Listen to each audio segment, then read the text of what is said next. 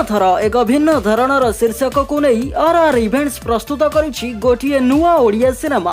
सिनेमाटीर शीर्षकटी को रखा जाइछि कटाकोएड्स संबलपुर।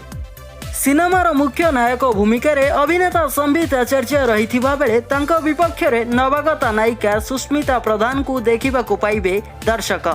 रमेश पारिक एवं के तमन्ना मिलित प्रयोजन निर्माण हेउथिबा एही सिनेमार संगीत निर्देशन दायित्व प्रेम आनंद को परे न्यस्त थिबा बेले निर्देशन देबे बापी डेविड।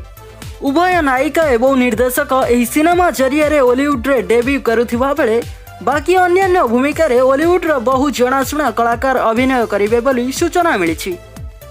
कोरोना कटकणा भितरे खूब शीघ्र बरगढ़ एही सिनेमार शूटिंग आरंभ हेबो बोली कहिसेंती प्रयोजक रमेश पारिक। तेबे आपण माने संबित आचार्य नुआ सिनेमा कटाकोएड्स संबलपुर को नहीं केते एक्साइटेड? आपणकर मतामत हमकु कमेंट माध्यम रे निश्चय जणांतु।